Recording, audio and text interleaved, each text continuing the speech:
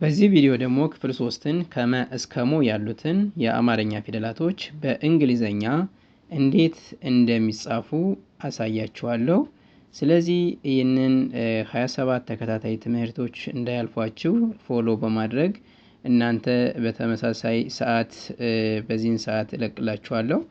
እናንተ ክትትል እያደረጋችሁ ሁሌም የሚደርሷችሁን ቪዲዮ እንድትማሩባቸው ስል አሳስባለሁ።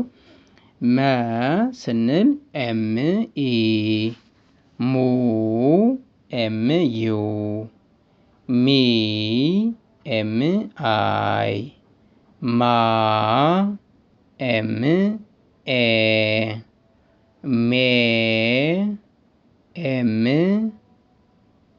አይ ኢ፣ ም ኤም ብቻ፣ ሞ